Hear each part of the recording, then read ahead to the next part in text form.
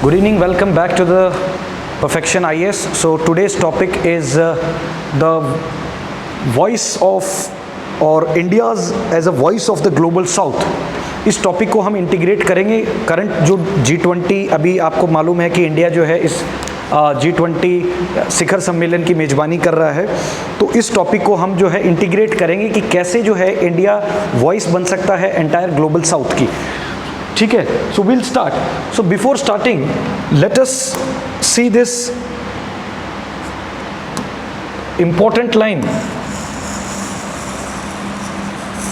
This is called branded line. इस line ने divide किया है एंटायर नॉर्थ और एंटायर साउथ को। Now what is this north south? क्या ये सिर्फ ज्योग्राफिकल कोई लोकेशन है या फिर इसका कोई और मतलब है? देखिए, ये जितने भी इस लाइन से ऊपर जितने भी कंट्री हैं और नीचे ये ओशियाना ऑस्ट्रेलिया, जितनी भी ये ओशियाना कंट्रीज हैं, ये कंट्रीज सारे डेवलप्ड कंट्रीज हैं, इसलिए इनको बोला जाता है नॉर्थ साइड में। और ये जितने भी लीस्ट डेवलप्ड कंट्रीज हैं या डेवलपिंग स्टेज में हैं या जहाँ पे पोवर्टी जो है अभी ट्रेंडिंग में है और भी दुनिया की तमाम तरह की समस्याएं जिन कंट्रीज़ में हैं, उनको बोला जाता है साउथ। और अभी क्यों इसकी इंपॉर्टेंस बढ़ गई है अभी इस टॉपिक की कि भाई India as a voice of global south? क्योंकि अभी आपको मालूम होगा, अभी हाल ही में इंडियन प्राइम मिनिस्टर जो है फिलीपींस गए थे और वहाँ पे फिलीपींस की एक प्रेस कॉन्फ्रेंस में वहाँ के प्रधानमंत्री ने बोला कि you are the leader of that, Narendra Modi is the leader of the global south. और इसके अलावा दुनिया में अभी इस तमाम तरह की प्रॉब्लम्स चल रही हैं, जिसमें आप देख सकते हैं अर्बनाइजेशन है या आप देख सकते हैं टेररिज्म है, क्लाइमेट चेंज है। तो कैसे भारत एक अपने आप को इसमें अलग पूरी दुनिया में जो है अपने आप को प्लेस कर सकता है इस फास्ट मूविंग ग्लोबलाइजेशन वर्ल्ड में। दूसरी इंपॉर्टेंट चीज़ ये है कि हम इस टॉपिक को that India as a voice of global south को क्यों पढ़ रहे हैं, इसका क्या यूपीएससी में रेलेवेंस है, इसका क्या बीपीएससी में रेलेवेंस है, will see it, right. So before starting, इसका कॉन्सेप्ट का स्टार्टिंग भी इसलिए हुआ क्योंकि नाटो, आपको मालूम होगा कि रशिया और यूक्रेन के बीच में अभी भी जो है वॉर लाइक सिचुएशन है। तो बहुत सारे अफ्रीकन कंट्रीज़ ने, लैटिन अमेरिकन कंट्रीज़ ने जो है रशिया का साथ देने से मना कर दिया। ठीक है कि भाई आप जो यूक्रेन और रशिया का जो क्राइसिस है उसमें हम आपकी तरफ नहीं है। तो एक तरफ इसकी रेलेवेंस जो है ग्लोबल साउथ की इसलिए भी बढ़ जाती है। और पूरे ग्लोबल साउथ में हम देखेंगे कि दो ही एमर्जेंट प्लेयर हैं, इंडिया एंड चाइना। कंट्रीज़ बहुत सारे हैं, तमाम तरह के कंट्रीज़ हैं, लेकिन जो सबसे इंपॉर्टेंट और एमर्जिंग कंट्रीज़ हैं ग्लोबल साउथ में, जिनका डोमिनेंस है not only in terms of economic but other sectors में भी, वो चाइना और इंडिया है। तो हमारा इसमें इस टॉपिक में ये समझना है कि कौन कौन से पॉइंट जो है हमारे लिए बीपीएससी पॉइंट ऑफ व्यू से इंपॉर्टेंट है और कौन कौन से पॉइंट जो है हमारे लिए यूपीएससी पॉइंट ऑफ व्यू से इंपॉर्टेंट है। So will look into this topic. So the refusal of several NATO African nations and Latin American countries to stand with the NATO in the Ukraine crisis pushed the phrase global south for the once more. African, Asian, Latin American countries. Latin American countries कौन कौन सी होती हैं? Latin American countries दोस्तों वो होती हैं जिसके कुछ सेंट्रल अमेरिकन कंट्रीज़ और कुछ जो है साउथ अमेरिकन कंट्रीज़। एक्चुअली 1800 के आसपास तक जो है पुर्तगाल और स्पेन ने इन कंट्रीज़ को कॉलोनी बना रखा था और इस वजह से यहाँ पे जो लैंग्वेज बोली जाती थी वो लैटिन बोली जाती थी। इसीलिए इस कॉन्टिनेंट में जो कंट्री हैं, दोनों कॉन्टिनेंट्स में, सेंट्रल अमेरिका में और साउथ अमेरिकाज में, तो इन कंट्रीज़ को लैटिन अमेरिकन कंट्रीज़ बोला जाता है, राइट। जैसे ब्राज़ील, उरुग्वे, पेरुग्वे, ये कंट्रीज़। ठीक है, ओशियाना कंट्रीज़ जो मैं आपको बताया, ऑस्ट्रेलिया। अच्छा, एक आपने ये सोचा होगा कि सर आपने जो है नॉर्थ अमेरिका को चलो इधर नॉर्थ में रख दिया, ऑस्ट्रेलिया को, जबकि पूरा एंटायरली ऑस्ट्रेलिया कॉन्टिनेंट है, उसके ज्योग्राफिकल लोकेशन साउथ में है, लेकिन आपने इसको क्यों? क्योंकि ऑस्ट्रेलिया जो है एक डेवलप्ड कंट्री है। ठीक है, अच्छा, इसमें बहुत सारे पैरामीटर्स होते हैं कि कौन से कंट्रीज़ ग्लोबल साउथ में रहेंगे, कौन कौन से कंट्रीज़ ग्लोबल नॉर्थ में रहेंगे। डेमोक्रेसी उसका one of the important factor है, और जो है इकॉनमी कैसी है उसकी, वो इम्पॉर्टेंट है, उसका कैसा इकोनॉमिक स्टेटस है, ये सारी चीज़ें इंपॉर्टेंट हैं। एक कंट्री को ये डिसाइड करने में whether it comes in the global north और ग्लोबल साउथ, ठीक है। Now what does the term global south signify and why it is relevant for the today? The term global south broadly refers to the developing underdeveloped countries primarily situated in Africa, Asia, Latin America. These nations often face higher level of poverty, income inequality, lower life expectancy in comparisons to the wealthier nations global north. कहने का ये मतलब है कि इन countries को global south इसलिए बोला जाता है क्योंकि यहाँ पे बहुत गरीबी ज़्यादा है, दूसरी चीज़ है और तरह की प्रॉब्लम, इनकम इनक्वालिटी है, पॉपुलेशन हाई है, इस वजह से रिसोर्सेज भी कम है। तो ये सारे रीजंस जो हैं इन कंट्रीज़ को जो है ग्लोबल साउथ में डालते हैं। दूसरी इंपॉर्टेंट बात जो है वो ये है origin of the concept of the global south. इस कॉन्सेप्ट का ओरिजिन कहाँ से हुआ? देखिए, ये जो ब्रांडेड लाइन जो मैंने आपको बताई, ये 1980s में एक जर्मन स्टेट्समैन था जिसने ये लाइन ड्रॉ की थी और ये बताया था कि ये जो लाइन है ये डिमार्केट करती है कि ये जो एरिया है या ये जो पर्टिकुलर कंट्री है, they comes into the global north and these countries come into the global south, right. तो इसका ओरिजिन जो है इस ब्रांडेड लाइन का, जो आपने देखा होगा फर्स्ट स्लाइड में, वो जो डिमार्केशन था उसको बोलते हैं ब्रांडेड लाइन, जो कि 1980 में एक जर्मन स्टेट्समैन ने देखी थी, वो आगे हम देखेंगे। दूसरी, अच्छा, now the origin of the concept of the global south. The term global south was first used in 1969 by the political activist Carl Olsbe, who argued that the war in the Vietnam was the culmination of the history of northern dominance over the global south. कहने का ये मतलब आपने देखा होगा Vietnam ने कैसे Vietnam war में हमें अमेरिका का दोहरा चरित्र देखने को मिला। उसके बाद हमने देखा अफगानिस्तान में अमेरिका ने क्या किया। तो हमने देखा है कि जितने भी वर्ल्ड की सुपर पावर्स हैं, हमने देखा ब्रिटेन ने कैसे पूरी दुनिया की 2/3 पूरे लैंड मास को अपनी कॉलोनी बनाया। तो हमने देखा है कि हमेशा ये जो नॉर्दर्न हेमिस्फीयर में कंट्रीज़ हैं, ये हमेशा इन्होंने एक डोमिनेंस रखा है जो साउदर्न कंट्रीज़ हैं। तो इसके लिए ये कहीं ना कहीं ये भी एक फैक्टर है कि global north is always superior when it comes to global south. But now जो है सिचुएशन चेंज हो गई है। अभी जो है, क्योंकि पूरी दुनिया को मालूम है कि अभी जो कंट्रीज़ हैं, मोस्ट पॉपुलेटेड कंट्री जैसे इंडिया हो गया, चाइना हो गया, ब्राज़ील हो गया, अब पूरी दुनिया भी समझती है, या विकासशील देश हैं ये भी समझते हैं कि अब जो है इन डेवलपिंग नेशंस को आप बिना छोड़े आप डेवलप नहीं हो पाएंगे, क्योंकि पूरी दुनिया का लेबर फोर्स यहाँ पे है, इनके पास इतने हाईली नेचुरल रिसोर्स हैं। और फिर सबसे इम्पॉर्टेंट बात है, हमने देखा कि ग्लोबल साउथ के जितने भी कंट्रीज़ हैं, इन्होंने पूरी दुनिया में पहले इंडस्ट्रियलाइजेशन लेके आए, दुनिया को कॉलोनीज़ बनाई, और आज जब क्लाइमेट चेंज हो रहा है तो ये लोग जो है दूसरों को सेरेमन्स देते हैं कि भाई आप जो है क्लाइमेट चेंज पे ध्यान दीजिए, जबकि ये छोटे छोटे कंट्रीज़ हैं, इनकी तो गलती भी नहीं है। ये जितना भी क्लाइमेट चेंज है, ये डेवलप्ड कंट्री की वजह से आज जो है खामियाजा भुगतना पड़ रहा है, जितने और छोटे कंट्रीज़ हैं। तो ये सारे कॉन्सेप्ट्स हम जो है इस ग्लोबल नॉर्थ और ग्लोबल साउथ में देखेंगे। लेकिन अभी आपको ये भी पता चल जाएगा कि ग्लोबल साउथ का कितना इंपॉर्टेंस है आने वाले वक्त में। But it was only after 1991 breakup of the Soviet Union which marked the end of the so-called Second World War and that term gained momentum. कहने का ये मतलब है कि आपने देखा होगा फ्रैंकिस फुकुयामा ने ये बोला था सेकेंड ये अपना जो सोवियत डिसइंटीग्रेशन हुआ था उसके बाद कि there is end of history or there is an end of world's history. तो और दूसरी बात, सोवियत यूनियन जब डिसइंटीग्रेट हो रहा था तो उसी के बाद में हमने देखा कि थर्ड वर्ल्ड कंट्रीज़ का कॉन्सेप्ट आया। पहले तो 2 ही कंट्री होते थे, रशिया या जो है यूएसए। आपने देखा होगा फर्स्ट वर्ल्ड कंट्रीज़ वो हैं, मैं आगे बताऊंगा, जैसे डेवलप्ड कंट्रीज़ हैं, फिर सेकंड वर्ल्ड कंट्रीज़ और थर्ड वर्ल्ड कंट्रीज़ का कॉन्सेप्ट आया, और उसके बाद में अभी जो नया कॉन्सेप्ट है ग्लोबल साउथ और ग्लोबल नॉर्थ का, ठीक है। फिर उसके बाद में है the third world analogy was first coined by the French demographer Alfred Sauvy 1952।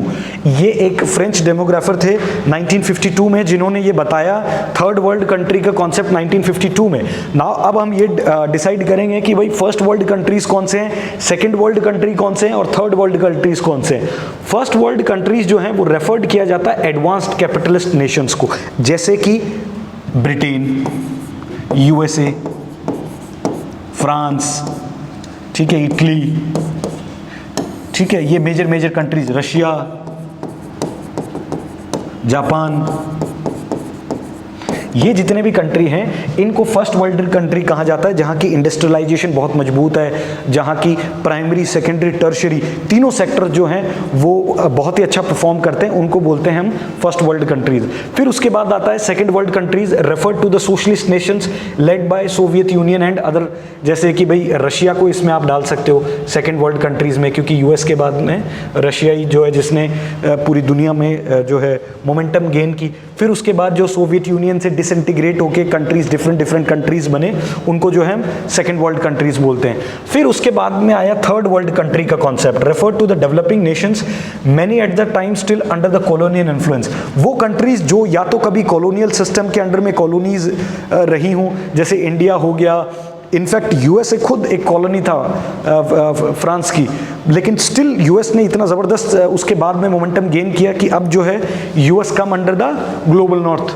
ठीक है, फिर उसके बाद में बहुत सारी कंट्रीज़ हैं जो आपने देखा होगा ईस्टर्न यूरोप में जितनी भी कंट्रीज़ हैं, ये चाइना है जिसके अंदर, ये सब जो हैं थर्ड वर्ल्ड कंट्रीज़ हैं। With the fall of Soviet Union which mark the end of second world resulted in the decline of the usages of the term third world too. कहने का ये मतलब है सोवियत यूनियन का जब disintegration हुआ उसके बाद से ये जो कॉन्सेप्ट है या ये जो टर्म है थर्ड वर्ल्ड कंट्री, इसको भी जो है लोगों ने यूज़ करना कम कर दिया। और उसके बाद में तो आपको पता होगा 90s के बाद में, ये 90s में ही कॉन्सेप्ट आया था ग्लोबलाइजेशन का। ठीक है, और इंडिया ने उस वक्त आपको मालूम होगा एक मेजर रिफॉर्म किया था हमारी पॉलिसी में। उस पॉलिसी को क्या कहते हैं? LPG reforms. LPG stands for liberalisation, privatisation and globalization.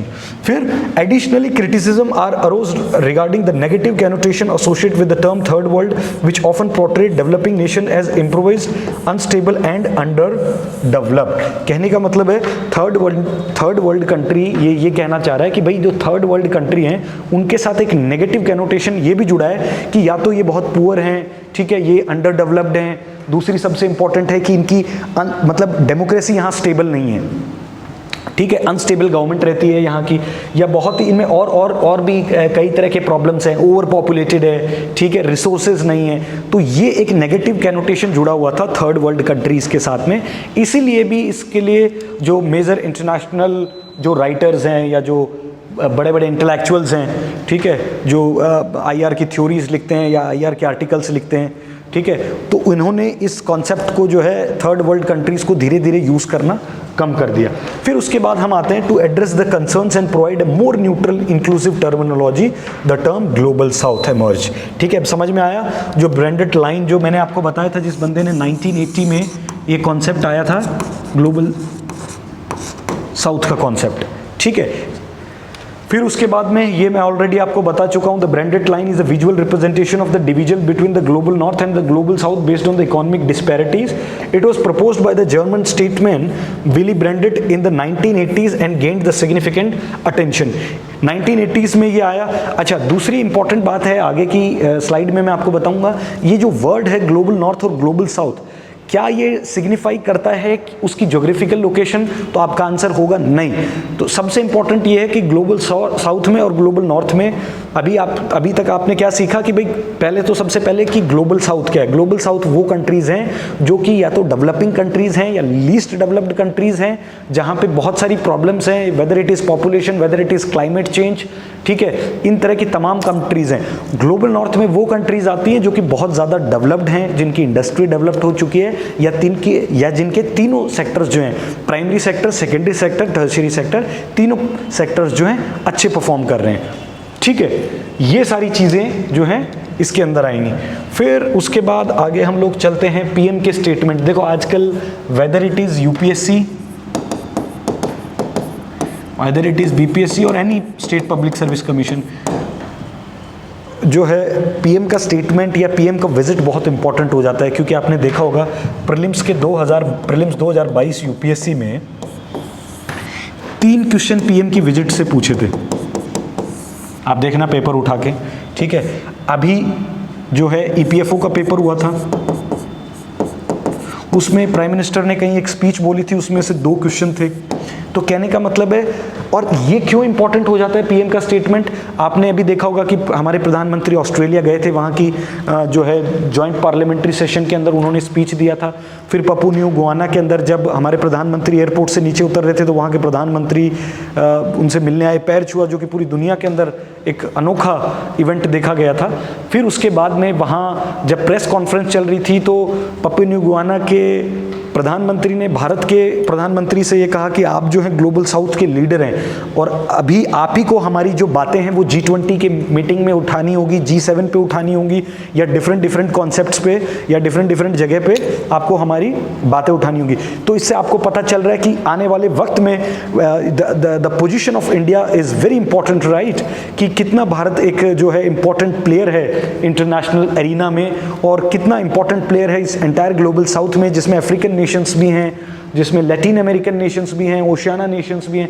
तो आपको पता चलेगा कि कितना इंपॉर्टेंट ये जो है पोजीशन है, ग्लोबल साउथ प्लेटफॉर्म है एक, और ना केवल इंडिया के लिए, बाकी तमाम जो जितनी भी अंडर डेवलप्ड कंट्रीज़ हैं या अंडर डेवलपिंग कंट्रीज़ हैं उनके लिए भी, राइट। फिर अभी पीएम स्टेटमेंट क्या है? Respond, recognise, respect, reform to reenergise the world, that was the 4 point mantra. तो जब भी अगर कभी क्वेश्चन आएगा ग्लोबल साउथ से रिलेटेड तो आप जो है स्टार्टिंग में ये 4 पॉइंट लिख सकते हैं: रिस्पॉन्ड, रिकॉग्नाइज, रेस्पेक्ट और रिफॉर्म टू री एनर्जाइज। ठीक है, मतलब टाइम से रिस्पॉन्ड करना है, टाइम से रिकॉग्नाइज करना है कौन कौन सी प्रॉब्लम्स हैं। ठीक है, प्रॉब्लम्स रिकॉग्नाइज हो गई, उसके बाद में हमें उसको रिस्पॉन्ड करना है, रेस्पेक्ट करनी है, म्यूचुअल रिस्पेक्ट करनी है, एक अदर लोगों की टेरिटोरियल सोवरेनिटी की रिस्पेक्ट करनी है, कहने दूसरे के इंटरनल अफेयर्स के अंदर जो है हमें डिस्प्यूट और क्रिएट नहीं करने। ठीक है, फिर उसके बाद रिफॉर्म टू री एनर्जाइज, जैसे रिफॉर्म, जैसे मान लो अभी क्लाइमेट चेंज की पूरी दुनिया बात कर रही है, तो IPCC की रिपोर्ट हम पढ़ते हैं ना, या पेरिस समिट की बात होती है। ठीक है, तो कहने का मतलब है ये बोला गया है कि भाई आपको जो है एफॉरेस्टेशन की तरफ बढ़ना है। ठीक है, आपको प्लांट्स लगाने हैं, पर्टिकुलर कुछ गैसेस हैं, इन गैसेस का यूज़ कम करना है, ये मटेरियल है ये यूज़ नहीं करना है, ये मेटल है ये यूज़ नहीं करना है। तो ऐसे बहुत प्लेटफॉर्म्स ने, बहुत सारी ऑर्गेनाइजेशन ने कुछ लिस्ट बना के दे रखी है कि भाई ये नहीं करना है ताकि हमारा इन्वायरमेंट जो है स्टेबल रहे। तो इस तरह की जितनी भी इंपॉर्टेंट रिफॉर्म्स हैं, जैसे कि सोलर पे अभी पूरी दुनिया जो है आने वाले वक्त पे नॉन कन्वेंशनल एनर्जी रिसोर्सेज की तरफ मूव कर रही है, तो इस तरह के जितने भी रिफॉर्म हैं इन लोगों को भी इस प्लेटफॉर्म के अंडर में इनको जो है इसका डिस्कशन करना है। ठीक है, फिर उसके बाद हम देखते हैं the voice of the global south summit convened by, ये एक वर्चुअल सबमिट हुई थी। ठीक है, फिर उसके बाद हम देखेंगे at the 2-day summit the prime minister made a case for the human centric globalisation, stressing that India has always stood for a greater role for developing countries in determining our common future. The Prime Minister said we want a globalization that brings prosperity, well-being to humanity as a whole, not kind that leads to unequal distribution, vaccines over concentrated global supply chain. कहने का ये मतलब है, प्रधानमंत्री जी ने ये कहा कि भाई हम जो है एक ऐसी ग्लोबलाइजेशन चाहते हैं, एक ऐसा वर्ल्ड चाहते हैं जहाँ पे सब लोग प्रॉस्पेरस रहें, इनकम इनक्वालिटी बहुत कम हो, और जैसा कि वैक्सीन कोविड के टाइम देखा गया कि पूरी दुनिया में जब कोरोना जो महामारी आई थी तो कुछ कंट्रीज़ ने जो है वैक्सीन्स को जो है स्टॉक करके रख लिया था, और फिर हमने, आपको याद होगा मैत्री प्रोग्राम में हमने 100 से ज़्यादा देशों को जो है हमने वैक्सीन दी है। तो इनके कहने का ये मतलब है कि भाई जब भी कोई पैंडमिक आए तो हमें एक दूसरे को सपोर्ट करना है, ना कि जो डेवलप्ड कंट्रीज़ हैं वो अपने यहाँ चीज़ों को स्टॉक कर लें और फिर बाद में दूसरे जो लेस डेवलप्ड कंट्रीज़ हैं या डेवलपिंग कंट्रीज़ हैं उनसे ये उम्मीद करें कि भाई वो जो है हमारा साथ दें। अच्छा, ये जो ग्लोबल साउथ वाला जो कॉन्सेप्ट है इसमें आगे क्या है, 125 countries participated in the virtual submit, these include 29 countries from the Latin America. मैंने आपको बताया था दुनिया के कौन से कंट्रीज जो हैं वो लैटिन अमेरिका में आते हैं, एंड कैरेबियन, फिर 47 countries from Africa, 7 countries from Europe और 31 countries from the Asia and 11 countries from the Oceania. तो इस तरह से 125 कंट्रीज ने वर्चुअल सबमिट में भाग लिया। ठीक है, फिर उसके बाद हम देखेंगे in addition to providing a platform to the countries of the global south to represent their concerns, ideas, suggestion, India made a few announcements to increase cooperation with the countries in this part of world, sharing its experience and expertise for the well-being. कहने का क्या मतलब है कि भाई ये एक ऐसा प्लेटफॉर्म है जहां एक दूसरे से लोग जो हैं अपना कंसर्न बता सकते हैं, सजेशन दे सकते हैं, बातचीत कर सकते हैं। और जैसा कि मैंने बताया, इंडिया से लोगों को इसलिए भी ज़्यादा उम्मीद है क्योंकि जो छोटे डेवलपिंग कंट्रीज़ हैं वो ये चाहते हैं कि इंडिया को वो एक अपना लीडर माने, और इंडिया जो है हर जगह उनकी बात है, हर जगह उनके जो इम्पोर्टेंट मैटर्स हैं या जो इम्पोर्टेंट थिंग है उनको एक सही प्लेटफॉर्म पे उठाए, क्योंकि उनको लगता है कि भारत जब कोई बात कहता है तो उसमें कोई मैग्नेमिटी है, स्ट्रेंथ है, ठीक है, when it comes to other things. और चाइना पे बहुत सारी कंट्री जो हैं, जब बात आएगी ग्लोबल साउथ का लीडर चुनने की, तो मैं हमेशा ये मेरा कहना है कि इंडिया पे लोग ज़्यादा भरोसा करते हैं, ज़्यादा लोग एतबार करते हैं when it comes to China, क्योंकि चाइना एक कम्युनिस्ट कंट्री है। जब लोग इंडिया की बात करते हैं तो इंडिया में एक पॉलिटिकल स्टेबिलिटी है, ठीक है। बात जब इंडिया डेमोक्रेसी की बात करता है तो लोग ट्रस्ट भी करते हैं, क्योंकि इंडिया में एक डेमोक्रेटिक कंट्री, हर साल यहाँ हर 5 साल से रेगुलर गवर्नमेंट्स के इलेक्शंस होते हैं, गवर्नमेंट्स चेंज होती हैं, मल्टी पार्टी सिस्टम है हमारा जो इंडियन पॉलिटिकल सिस्टम है। और दूसरी बात, चाइना की बात करी जाए तो चाइना सिर्फ 1 पार्टी सिस्टम है, और ऊपर से कम्युनिस्ट जो है वहाँ का सेटअप है। तो इसलिए इस लिहाज से इंडिया की तरफ लोग जो हैं अभी ज़्यादा देख रहे हैं, और इंडिया पे लोग ज़्यादा भरोसा कर रहे हैं ग्लोबल साउथ के जो कंट्रीज़ हैं, ठीक है। अब जो सबसे इम्पॉर्टेंट जो इसके अंदर जो चीज़ है वो ये है कि भाई what are the important aspects for the India which India should look for. मतलब भाई इसमें जब हम बात करेंगे ग्लोबल साउथ वाले कॉन्सेप्ट में, तो ये क्यों इम्पॉर्टेंट हो जाता है इंडिया के लिहाज से, या इंडिया इसमें क्या चीज़ें देख सकता है। The term global south in the common parlance is used for the countries which have a low level of economic and industrial development, which are mainly located in the southern part of the world, which are located to the south of the industrialized developed nation. It means the term global south in the common parlance का मतलब ये है कि भाई कहने का ये मतलब है कि ये बात मैं आपको 50 बार रिपीट कर चुका हूँ कि जितनी भी डेवलप्ड कंट्रीज़ हैं ना, वो सारे अर्थ कॉन्टिनेंट के मतलब एज अ अर्थ, मतलब अगर कॉन्टिनेंट्स में बात करें जैसे नॉर्दर्न कॉन्टिनेंट, साउदर्न कॉन्टिनेंट, तो नॉर्दर्न हेमिस्फीयर पे जितनी भी कंट्रीज़ हैं वो सारी डेवलप्ड कंट्रीज़ हैं, और साउदर्न हेमिस्फीयर में जितनी भी कंट्रीज़ हैं वो सारी अंडर डेवलप्ड कंट्रीज़ हैं। तो इसलिए ये एक इम्पॉर्टेंट जो है एस्पेक्ट हो जाता है, ठीक है। फिर उसके बाद हम देखेंगे foster for the self reliance of the developing countries, आत्मनिर्भर, सेल्फ रिलायंस। अभी देखो आपने कोविड के टाइम पे हमारे प्राइम मिनिस्टर साहब ने बोला था आत्मनिर्भर भारत, है मेक इन इंडिया, ये भी आत्मनिर्भर भारत का ही एक तरह से देखा जाए भाई, अब दूसरों पे डिपेंड नहीं रहना है। और कल आपने देखा होगा कि कैसे चंद्रयान 3 की लॉन्चिंग हुई है, और अब जैसे बहुत सारे जो छोटे छोटे कंट्रीज़ हैं वो भी हमारे यहाँ जो है इसरो से बोलते हैं कि भाई आप हमारे यहाँ कंट्री की ये सैटेलाइट लॉन्च कर दीजिए, ये कर दीजिए, तो उससे हमारा इसरो, अभी जो गवर्नमेंट ऑफ इंडिया के पास कैपिटल भी आता है। तो ये भी पहले क्या करते थे, ये जितने भी छोटे छोटे कंट्रीज़ थे ये यूएस को बोलते थे, या रशिया के पास जाना पड़ता था, या चाइना के पास जाना पड़ता था, या किसी यूरोपियन यूनियन के किसी कंट्री के पास जाना पड़ता था। बट अभी दे आर मोर, ये बड़े कंफर्टेबल फील करते हैं when it comes to India, ठीक है। तो अभी जितने भी ये जैसे जैसे हमारा स्पेस सेक्टर ग्रो कर रहा है वैसे वैसे इंडिया की पोजीशन जो है वो और स्ट्रॉन्ग हो रही है, right. India has the foster the self-reliant developing countries by enhancing their creative capacity to find solution for the development problems and keeping their own aspirations, values and specific needs। मतलब आपको नए नए solutions लेके आने होंगे अपनी aspirations को भी ध्यान में रखते हुए, ठीक है। फिर उसके बाद हम कहेंगे कि India has the capabilities to take adequate care of the national interest and play central role in ensuring peace and prosperity, security around the world। भाई हमें हमारा नेशनल इंटरेस्ट भी पता है, जैसे रशिया यूक्रेन में बहुत सारे लोग कह रहे थे कि आप रशिया का विरोध नहीं कर रहे, हमारा नेशनल इंटरेस्ट क्या है वो हमें पता है, we don't want sermons from other countries, right. फिर दूसरी इंपॉर्टेंट बात ये है कि भाई हमें हमारी पीस और स्टेबिलिटी भी देखनी होगी। आपने देखा होगा यूक्रेन में जब वॉर चलता है या मिडिल ईस्ट में वॉर चलता है तो इंडिया जो है अपने कैसे पैसेंजर बोल दिया, कैसे हमारे जो सिटीजन्स हैं उनको इवैक्यूएट करता है वहाँ से, ठीक है।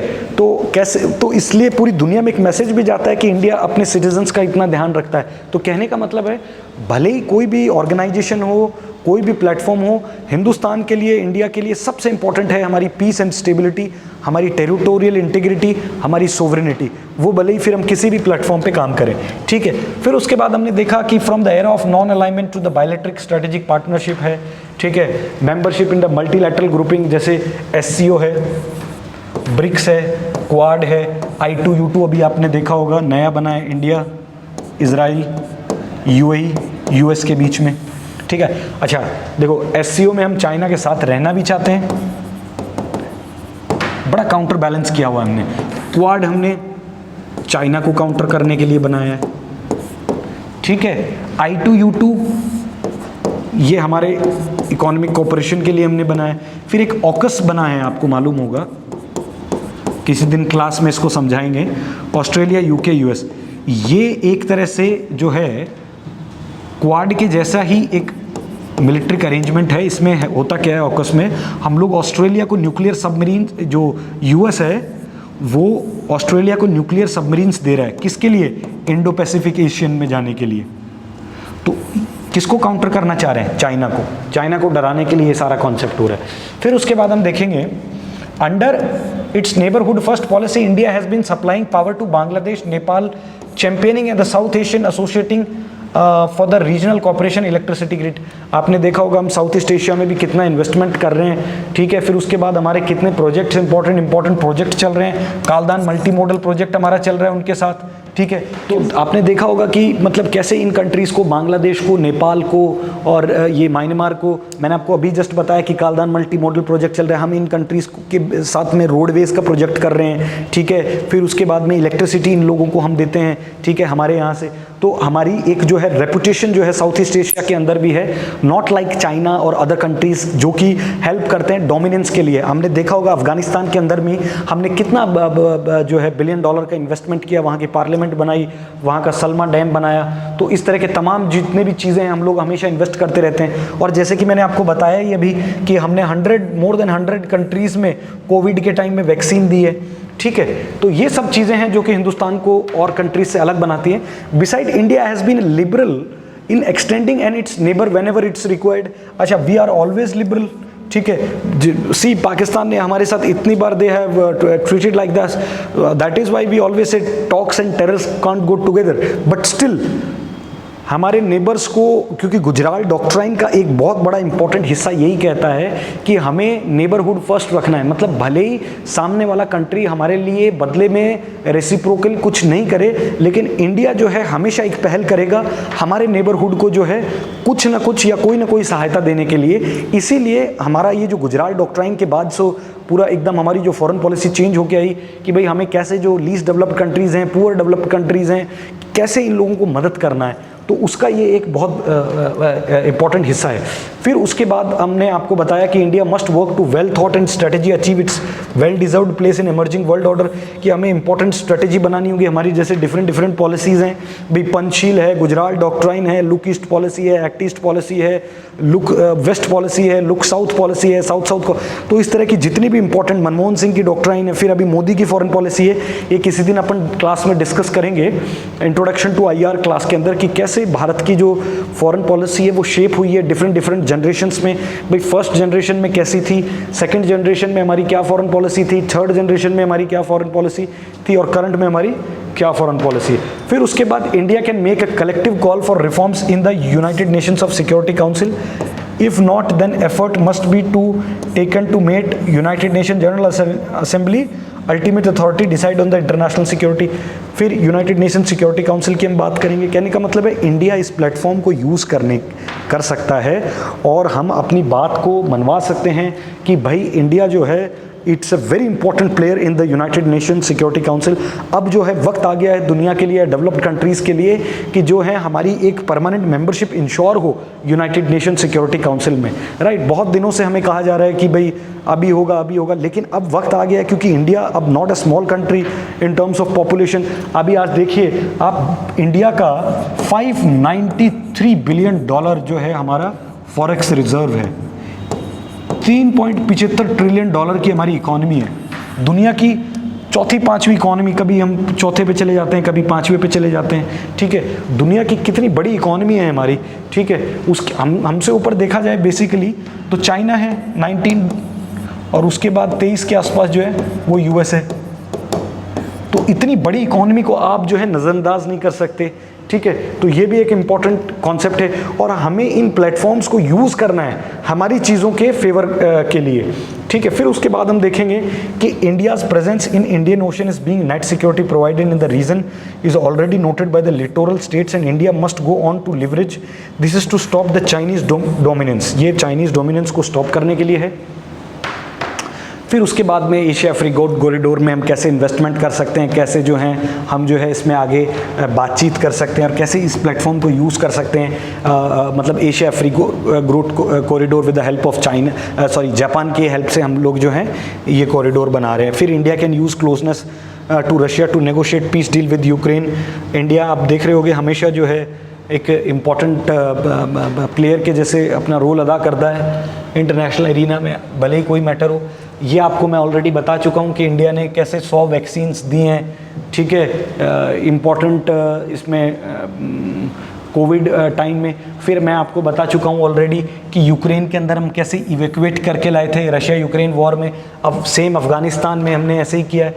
अच्छा, फिर सबसे इम्पॉर्टेंट, आप इसको अपने आंसर राइटिंग में ये यूज़ कर सकते हो। तो प्राइम मिनिस्टर का स्टेटमेंट, एक ये वाला स्टेटमेंट और एक ये स्टेटमेंट, इनको आप डायरेक्टली आंसर में यूज़ कर सकते हो कि भाई देखो इंडिया जो है वो अपना डिजिटल पब्लिक एसेट जैसे यूपीआई हो गया, रुपए कार्ड हो गया, इंडिया स्टैक हो गया, supporting such large portion of the Indian population can be powerful instrument for the digital transformation of the other developing emerging countries. कहने का मतलब है जैसे भाई दुनिया के इंपॉर्टेंट कार्ड्स होते हैं, जैसे मास्टर कार्ड है, वीज़ा कार्ड है, एटीएम के पीछे आपने देखा होगा मास्टर कार्ड लिखा होता है, वीज़ा कार्ड लिखा होता है, गूगल पे है, ये इस तरह के सब जो हैं बड़ी बड़ी कंट्रीज़ के हैं, यूएस वगैरह के। अब हम भी ये अपने जैसे यूपीआई हो गया, रुपए हो गया, इंडिया हो गया, ये हम तो हिंदुस्तान में यूज़ कर ही रहे हैं। हमें इन और जितने भी डेवलप्ड या डेवलपिंग कंट्रीज़ हैं ये, इन कंट्रीज़ में हमारा जो है प्रोडक्ट हमको बेचना चाहिए, इससे हमारी इकोनॉमी स्ट्रांग होगी, प्लस इन कंट्रीज़ के लिए भी बहुत यूज़फुल होगा। तो अब इस ग्लोबल साउथ को हम देखा जाए तो एज ए मार्केट के जैसे भी यूज़ कर सकते हैं, हमारे जो इम्पोर्टेंट प्रोडक्ट्स हैं उनको सेल करके। फिर अब इस पूरे ग्लोबल साउथ में इनइक्वालिटीज़ क्या क्या हैं और चैलेंजेस क्या क्या हैं, सबसे इम्पॉर्टेंट यही है, ठीक है। ये आपको आंसर्स में, जैसे आपको इंट्रोडक्शन आपको मैंने बता दिया कि कैसे लिखना है भाई ग्लोबल साउथ के बारे में। पहले ग्लोबल साउथ क्या है, इसका कॉन्सेप्ट कहाँ से आया, उसके बारे में 30 से 40 वर्ड आप लिख दो, ठीक है। फिर उसके बाद में आपको ये लिखना है कि कौन कौन से इसके अंदर कंट्रीज़ वगैरह हैं, वो सारे इंपॉर्टेंट बता देना है। फिर क्या ये हमारे लिए यूज़फुल हो सकता है, क्यों इंडिया लोगों पे ट्रस्ट करे, तो ये आपको दोनों पॉइंट लिख देने हैं। फिर उसके बाद आए अगर ग्लोबल साउथ की चैलेंजेस की, तो ये चैलेंजेस जो इम्पॉर्टेंट हैं, ये चैलेंजेस लिखने हैं। फिर उसके बाद में हम देखते हैं इनइक्वालिटी और चैलेंज क्या है। International law, doctrine and principle have a distinct Eurocentric character that in turn has created several structure imbalance when viewed from the perspective of the global south। ठीक है जी, एक साथ समझा देता हूँ मैं। फिर concomitantly the global south needs to revergate other international organization that it has created to serve its interest. Now is the time for the global south to launch the NIEO, New International Economic Order 2.0 moment, which should decrease the growing protectionism in the West, especially in the United States, rising unilateralism which is deeply undermining the global south's ability to benefit from the international trade। ये last वाला point important है। क्या है कि जितने भी important developed countries हैं ये एक क्या करते हैं कि प्रोटेक्शनिस्ट पॉलिसी, जैसे HB1 वीज़ा इन्होंने लगाया, ये एक तरह से प्रोटेक्शनिस्ट पॉलिसी है कि भाई इतने से कम तनख्वाह होगी तो यूएस का वीज़ा नहीं मिलेगा। फिर उसके बाद जैसे अपने इंडिया से कोई प्रोडक्ट जाता है इसके ऊपर ये लोग 200% टैरिफ टैक्स लगा देते हैं ताकि इनका अपना प्रोडक्ट जो है मार्केट में सेल हो। तो ये इस तरह की जो पॉलिसीज़ ये लोग करते हैं डेवलप्ड कंट्रीज, इनको एक कम करना होगा। इसीलिए जो अदरवाइज़ ये ग्लोबल साउथ के कंट्रीज़ हैं वो बेनिफिट नहीं उठा पाएंगे। दूसरी सबसे इंपॉर्टेंट बात ये है कि ग्लोबल साउथ है उसको भी अपने आप को जो है जो इंटरनेशनल ऑर्गेनाइजेशंस हैं उनको इस्तेमाल करके, जितनी भी इंपॉर्टेंट इंटरनेशनल ऑर्गेनाइजेशंस हैं इनको इस्तेमाल करके अपने इंटरेस्ट को सर्व करवाना आना चाहिए। ठीक है जी, जैसे बीच बीच में अलग अलग कंट्रीज़ मुद्दा उठाते रहते हैं WTO के अंदर कि भैया आपने हमारे पर बैन क्यों लगाया, इंडिया के ऊपर भी बीच बीच में ये लोग एमएसपी पे सवाल उठाते हैं, पर बीच कभी आईआर वाला चैप्टर जब उसमें पढ़ाएंगे तुमको इंटरनेशनल ऑर्गेनाइजेशन, तो बताएंगे कि कैसे WTO में ये जो ग्रीन बॉक्स है, ठीक है, एम्बर बॉक्स है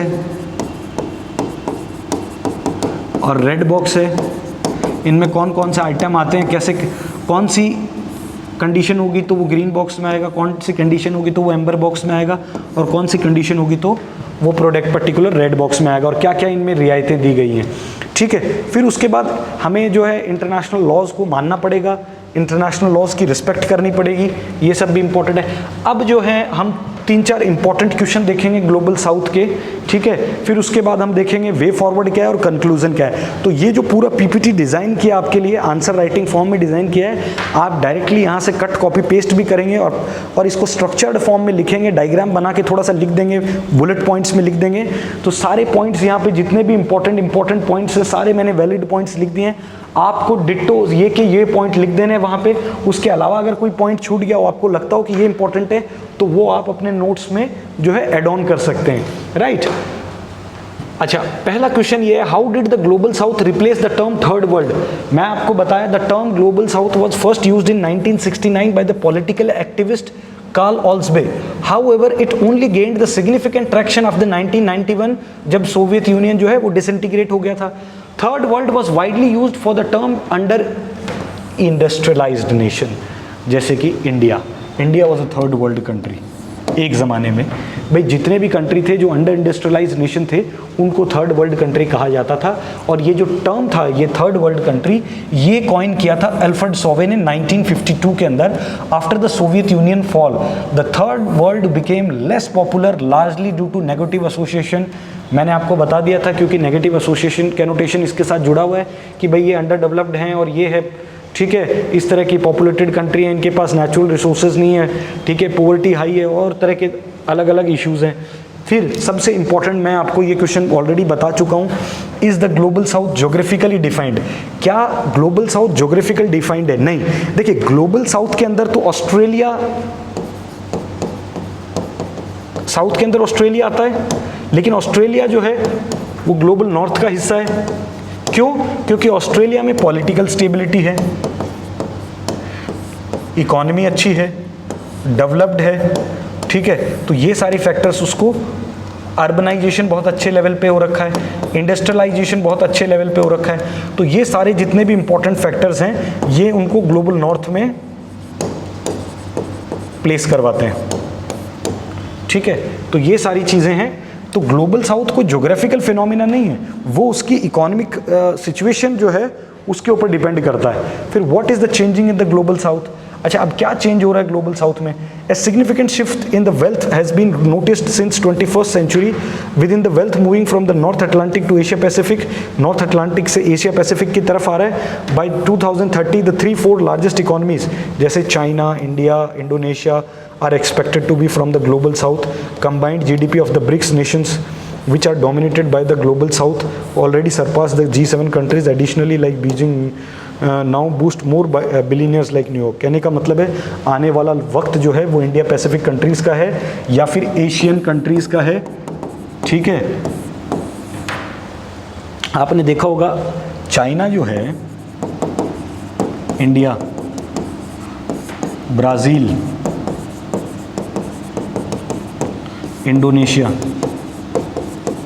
ये जितना हो गया, चाइना, इंडिया, ब्राज़ील, इंडोनेशिया, ये आने वाले वक्त में ये कंट्री बहुत पावरफुल होंगे क्योंकि इन लोग के पास ह्यूज मैन पावर है, ह्यूज नेचुरल रिसोर्सेज हैं, ह्यूज इनके पास इकोनॉमिक कैपेसिटी है, अर्बनाइजेशन अच्छा हो रहा है, इंडस्ट्रियलाइजेशन अच्छा हो रहा है।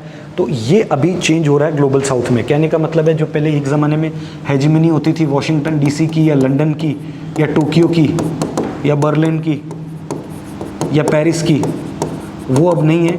अब ये जितने जितने डेवलपिंग कंट्रीज़ हैं, छोटे छोटे कंट्रीज़ हैं, इनका भी एक इम्पॉर्टेंट प्लेस है वर्ल्ड एरिना के अंदर, ठीक है। फिर उसके बाद हम देखेंगे is the global south gaining more political influence. Countries from the global south are increasingly flexibly their political muscles. For instance China is playing an important role in the middle eastern diplomacy. आपने देखा होगा कि China कैसे middle east diplomacy में important जो है role play कर रहा है। आपने ये भी देखा होगा कि कैसे जो है string of pearls policy China की जो थी, जिसमें पूरा स्ट्रिंग टाइप का ये बनाना चाहते थे अफ्रीकन कंट्रीज़ और मिडिल ईस्ट और एशियन कंट्रीज़ के साथ, ठीक है। मेनली टारगेट इनका इंडिया था। आपने ये भी देखा होगा कि चाइना हमेशा इम्पोर्टेंट स्ट्रेटेजिक जो पोर्ट्स होते हैं, बंदरगाह होते हैं, उनके पास हमेशा इनको, जैसे भले ही हम्बनटोटा हो, भले ही ग्वादर पोर्ट हो या हमारा छाबार पोर्ट हो, हमेशा इन स्ट्रेटेजिक लोकेशन के आसपास चाइना रहता है, ठीक है।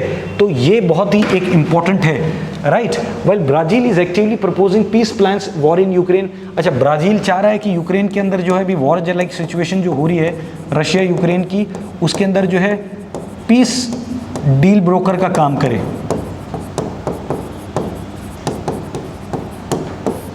ठीक है। The rise in the political economic power in reshaping global dynamics with expert predicting the arrival of Asian century the post western world. मतलब आने वाली सेंचुरी एशियन सेंचुरी है, 21वीं सदी। किसी ने कहा था, किसी शायर ने, कि अगर 17वीं शताब्दी और 18वीं शताब्दी जो थी वो ब्रिटेन की थी, 19वीं शताब्दी यूएस, नहीं ये शायद गलत बोला मैंने, 17वीं और 18वीं जो, या 16वीं 17वीं 18वीं ये रोमन्स का टाइम था, फिर 18वीं 19वीं ब्रिटेन का टाइम था, 20वीं शताब्दी यूएस की और 21वीं शताब्दी भारत की होगी। मतलब India will be the most important player in the 21st century, ठीक है। अब वे फॉरवर्ड क्या लिखना है, ठीक है। वे फॉरवर्ड में क्या लिखेंगे हम लोग? वे फॉरवर्ड में लिखेंगे हम लोग कि भाई championing the global south today would demand more active Indian engagement with the messy regional politics within the world। आपने देखा होगा कि कैसे मिडिल ईस्ट कंट्रीज जो हैं, मिडिल ईस्ट जितने भी कंट्रीज हैं उनमें वॉर लाइक सिचुएशन बनी रहती है। आपने देखा होगा एक बार अरब स्प्रिंग आ गया था, जिससे पूरी मिडिल ईस्ट के अंदर डेमोक्रेसी आ गई थी। तुनिसिया के अंदर एक सब्जी वाला था जिसने सुसाइड कर लिया था और पूरे आसपास के देशों में आग लग गई थी। लीबिया सड़कों पे आ गया था, सऊदी में भी देखा था, यूएई में भी देखा था, ठीक है। आप देखते हैं हमेशा कि इजराइल में, फ़लस्तीन में हमेशा लड़ाई चलती रहती है, जॉर्डन, सीरिया, ये जितने भी इम्पोर्टेंट एरियाज़ हैं इन सब के साथ भारत के संबंध हैं और कहीं ना कहीं हम एक इम्पॉर्टेंट प्लेयर के रूप में उभर के सामने आ रहे हैं। आज के जो विश्व स्तर के पटल पे जो भी सिचुएशन चल रही है उसमें आज जो है हिंदुस्तान अपने आप को सबसे स्ट्रॉन्ग पोजीशन पे देखता है, ठीक है। फिर उसके बाद देखते हैं India must also come to terms with the fact that the global south is not a coherent group and does not have a single shared agenda. There is a much differentiation with the South today in terms of wealth, power, needs, capabilities. आपने देखा होगा कि there is much differentiation between South today in terms of wealth, power, need, capabilities. ठीक है, India is eager to become a bridge between North and South. अच्छा, India जो है अभी ब्रिज बनने की कोशिश कर रहा है नॉर्थ और साउथ के बीच में, और इसीलिए इम्पॉर्टेंट भी है कि इंडिया अगर ब्रिज बनता है तो इंडिया की बार्गेनिंग कैपेसिटी बहुत स्ट्रांग हो जाएगी इंटरनेशनल एरिना में। और इंडिया पे सब ट्रस्ट भी करते हैं चाइना के, भाई चाइना सेकंड सबसे बिगेस्ट प्लेयर है ग्लोबल साउथ में, लेकिन सबसे ज़्यादा जो दुनिया ट्रस्ट करती है इंडिया पे करती है, मैक्सिमम कंट्रीज, ठीक है। तो अभी हम कंक्लूजन देखेंगे, फिर उसके बाद ये टॉपिक कंप्लीट, फिर उसके बाद जो है हम नेक्स्ट टॉपिक स्टार्ट करेंगे। तो कंक्लूजन में, India's equity in Africa is older and richer than that of China and the US, but that should not be a source of complacency. India's equity in Africa is older and richer than that of China and US. मतलब India का जो स्थान है या जो India का place है Africa में, या इंडिया ने जो किया है आज तक अफ्रीकन नेशंस के लिए, वो बहुत ज़्यादा है एज़ कम्पेयर टू चाइना या यूएस।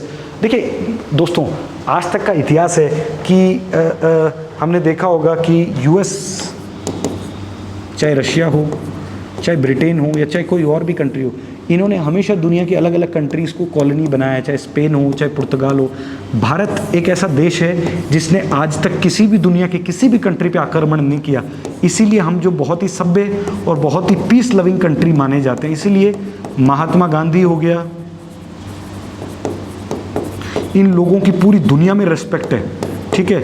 इंडिया की रिस्पेक्ट उसकी पीस की वजह से, उसका पीस लिविंग नेचर जो है उस वजह से इंडिया की रिस्पेक्ट है, ठीक है।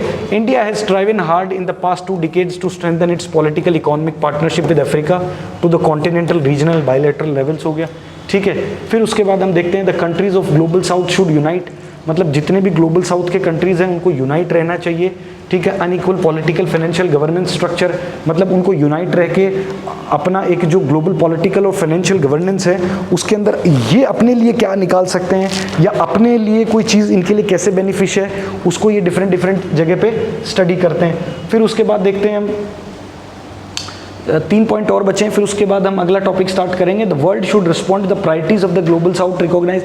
अच्छा, दुनिया को भी इंपॉर्टेंट जो है इनको रिस्पॉन्ड करना चाहिए। ग्लोबल साउथ की कुछ प्रायोरिटीज़ हैं अपनी की कैसे, आप देखो इतना ज़्यादा पॉपुलेशन बढ़ रहा है, ट्रैफिक का इतना इशू है, इन्वायरमेंट का इतना इशू है, ठीक है। खास करके ओशियाना कंट्रीज़ वो तो और ज़्यादा इशू है क्योंकि हर साल सी लेवल बढ़ रहा है। जैसे जैसे सी लेवल बढ़ रहा है वैसे वैसे इन कंट्रीज़ को जो भी ओशियन के आसपास हैं या सी लेवल के आसपास हैं उनको खतरा बढ़ा है, डूब जाएंगी सारी कंट्रीज़, ठीक है। फिर उसके बाद हम देखते हैं if the global south of India work together they could make significant advancement in the fight against terrorism, maritime policy and other fields. अच्छा, अगर भारत ग्लोबल साउथ और ग्लोबल नॉर्थ को मिलकर एक साथ काम कर सकता है तो दुनिया की जितनी भी बड़ी बड़ी चीज़ें हैं जो इंपॉर्टेंट इशूज़ हैं, whether it is climate change, whether it is terrorism, whether it is many issues, India उनको सॉल्व कर सकता है। उसके बाद हम देखते हैं India look forward to simple sustainable solution. हम हमेशा सस्टेनेबल चीज़ों की बात करते हैं। 17 सस्टेनेबल डेवलपमेंट गोल्स हैं। नीति आयोग का हमेशा एक एजेंडा रहता है कि हर साल जो है हम जितने भी इंपॉर्टेंट 17 सस्टेनेबल डेवलपमेंट गोल हैं उनको एक एक को करके अचीव करें या एक्सेलेंस की तरफ बढ़ें। पूरा कंप्लीट नहीं भी हो तो एटलीस्ट हम कोशिश करें कि हम जितने भी जो दुनिया के 17 सस्टेनेबल डेवलपमेंट गोल हैं उनको कंप्लीट करें। फिर उसके बाद में देखते हैं Modi government created special momentum in arranging the high level. आपने देखा होगा 2014 के बाद से जब से मोदी जी प्रधानमंत्री बने हैं, विदेशी पहले के प्रधानमंत्री भी जाते थे, ऐसी बात नहीं है कि वो लोग नहीं जाते थे, बट इनकी फ्रीक्वेंसी बहुत ज़्यादा बढ़ गई है दूसरे देशों में जाने की, इन दूसरे देशों से बायलैटरल एंगेजमेंट बढ़ाने की, दूसरे लोगों से अलग अलग टॉपिक्स पे अलग अलग चीज़ों पे चर्चा करने की, ठीक है। तो इसी के साथ ये जो है ये टॉपिक जो है ख़त्म हुआ, ठीक है। इसी के साथ ये टॉपिक खत्म हुआ। इसमें हमने ये जाना कि ग्लोबल साउथ क्या है, क्या उसकी इंपॉर्टेंस है, आप एक बार प्लीज़ रिवाइज कर लीजिएगा।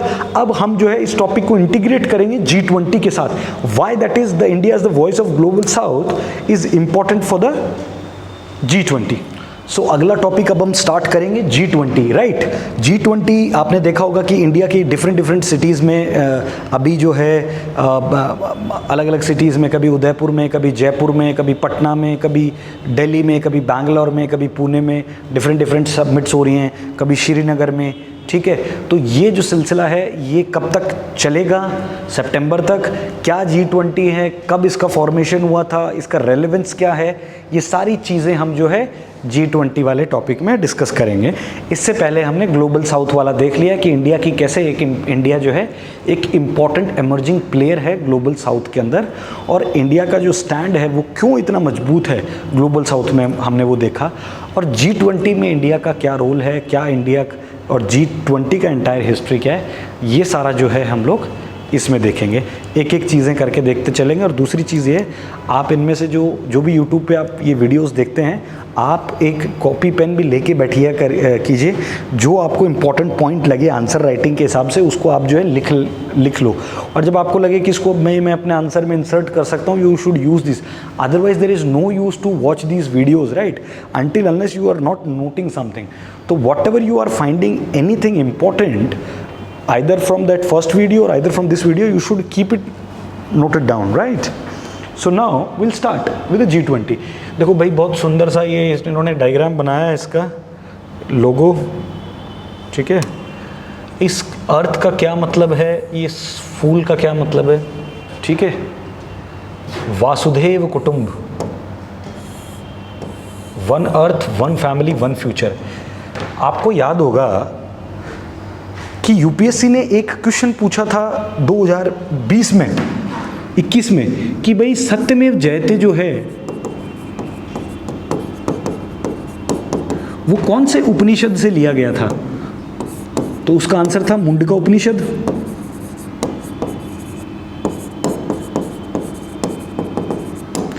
कल को कोई ये भी पूछ सकता है कि G20 की जो थीम थी वासुदेव कुटुंबकम, मतलब entire world is our family, ये वासुदेव कुटुंबकम कहाँ से लिया है? ये लिया है महाउपनिषद से। ठीक है, और इसकी थीम क्या है? One earth, one family, one future. धरती एक है, परिवार एक है, लोगों का भविष्य एक है। तो ये सब चीज़ें जो है हम इसमें देखेंगे। Introduction. Now G20 was formed in year 1999 in the backdrop of the financial crisis of the late 90s that hit the East Asia and the Southeast Asia in the particular। ठीक है, कहने का ये मतलब है कि कहने का ये इम्पोर्टेंट इसमें ये है कि जब यूएसएसआर का डिसइंटीग्रेशन हो गया था तो पूरी दुनिया को लगा कि क्या अब हमको जो है वो करना चाहिए।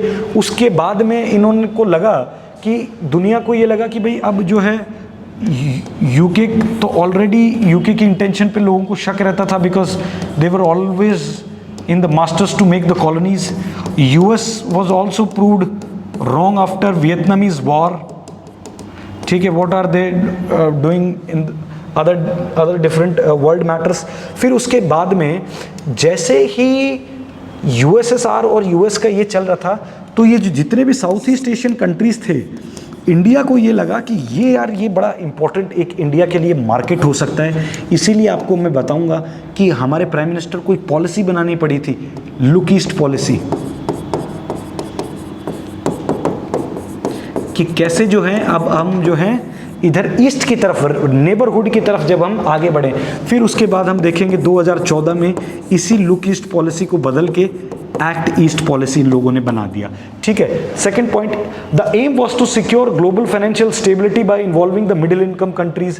कहने का मतलब है इस G20 में जो है ये सारे डेमोक्रेटिक लाइक माइंडेड कंट्रीज हैं। मतलब एक तरह से G20 उन इंपॉर्टेंट कंट्रीज का एक संगठन है जो कि दुनिया में फाइनेंशियल स्टेबिलिटी की बात करते हैं, जो कि एक मंच पे बैठ के दुनिया में जितनी भी प्रॉब्लम्स हैं, whether conventional, non conventional, terrorism की प्रॉब्लम हो, माइग्रेशन की प्रॉब्लम हो, क्रॉस बॉर्डर टेररिज्म की प्रॉब्लम हो, क्लाइमेट चेंज की बात हो, सस्टेनेबल डेवलपमेंट की बात हो, ये सारे जितने भी इंपॉर्टेंट ब्लू पॉइंट्स हैं, इन सबको एक जगह डिस्कस करते हैं इस G20 की मीटिंग के अंदर ये लोग।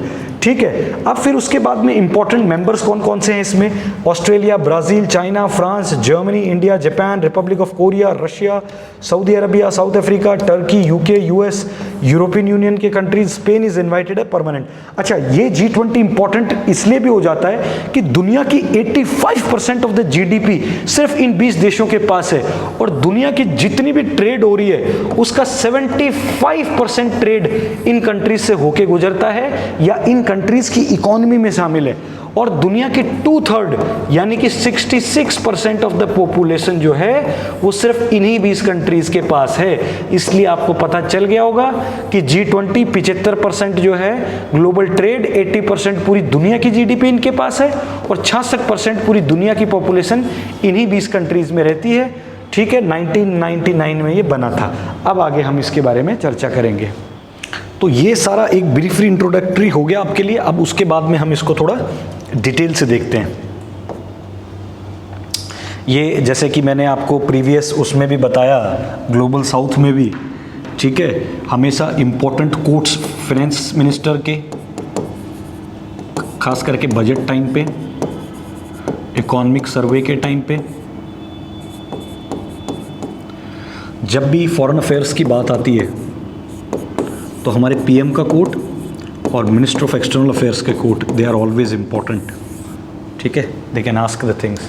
तो इन्होंने फर्स्ट टाइम ट्वीट किया था G20 के लिए that India G20 presidency will work to further promote oneness inspired by the theme one earth, one family, one future. कहने का ये मतलब है कि हम लोग कोशिश करेंगे कि कैसे सब लोगों को एक मंच पे इकट्ठे किया जाए, एक जगह बात की जाए, ठीक है, और फिर उनके साथ जो है आगे चर्चा विषय को जो है आगे डिस्कस किया जाए। फिर उसके बाद है the greatest and challenges we face such as terror, climate change. जो सबसे ज़्यादा ग्रेटेस्ट चैलेंज हम फेस करते हैं वो हम करते हैं टेरर का, क्लाइमेट चेंज का। Pandemic can be the best fought together. ठीक है। और ये जो पैंडमिक है, जो कोविड, अगर पूरी दुनिया एक साथ मिलके नहीं लड़ती, लोगों को एक साथ वैक्सीन में हेल्प नहीं करते, तो शायद अभी ये प्रॉब्लम सॉल्व नहीं होती। तो इस तरह के इम्पॉर्टेंट डिस्कशंस जो हैं, ये लोग ऐसे ऐसे मंचों पे हमेशा करते आए हैं, ठीक है। फिर उसके बाद हम देखेंगे, India look forward to working on encouraging sustainable lifestyle, depoliticizing the global supply of food, fertilizer and medical products among their subjects। कहने का मतलब है इंडिया हमेशा आगे देखता है किस चीज़ के लिए, कि भाई हम जो है सस्टेनेबल लाइफस्टाइल जिए। सस्टेनेबल लाइफस्टाइल कैसे, जैसे हम ई व्हीकल की बात कर रहे हैं, है ना, B6 लॉन्च किया हमने, ठीक है। कार्बन फुटप्रिंट कैसे कम से कम हो, कैसे कम से कम कार्बन फुटप्रिंट हो, ठीक है। ये बात करते हैं ना, जैसे हम लोग आजकल सोलर को बढ़ावा दे रहे हैं कि भाई नॉन कन्वेंशनल जो एनर्जी सोर्स है उसमें से हम 40 गीगावाट जो है अकेला हिंदुस्तान प्रोड्यूस करना चाहता है सोलर एनर्जी से।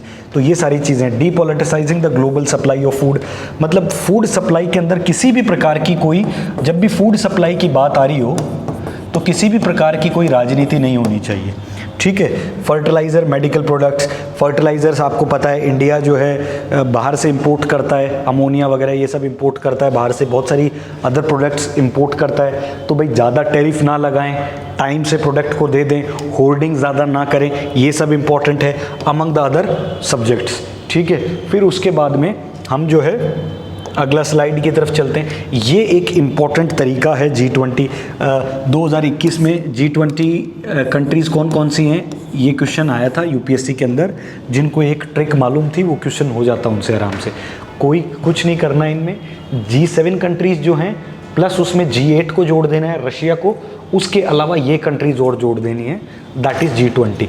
G7 दुनिया के सबसे फास्टेस्ट या most developed countries, Canada, France, Germany, Italy, Japan, United kingdom that is UK, United states of America, ये G7 में है।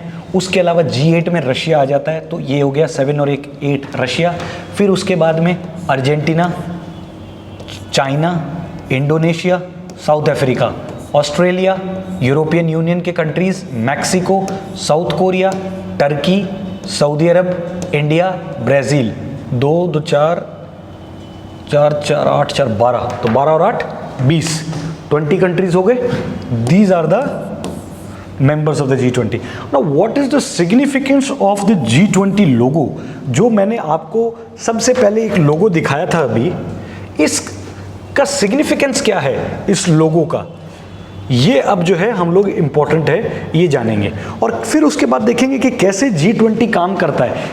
अच्छा, आपको जैसे बाद में मैं बताऊंगा, जैसे दुनिया के जैसे वर्ल्ड बैंक है, WTO है, सार्क है, SCO है, इन जितनी भी ऑर्गेनाइजेशन हैं, एशिया डेवलपमेंट बैंक हैं, ये जितनी भी बाइलेटरल मल्टीलेटरल इंस्टीट्यूशंस हैं वर्ल्ड के, इनके सब के कहीं ना कहीं हेडक्वार्टर्स होते हैं। G20 का कोई हेडक्वार्टर नहीं है, मतलब कोई ऑफिस नहीं है इन लोगों का। ये एक ट्रायोकिया पे काम करते हैं। क्या होता है ट्रायोकिया, वो आगे आपको मैं बताऊंगा। इससे पहले हम जानते हैं कि ये G20 का जो लोगो है इसका क्या सिग्निफिकेंस है। Lotus is a symbol of hope. जो लोटस है, कमल का फूल है, वो उम्मीद की एक किरण है, ठीक है, मतलब एक आशा।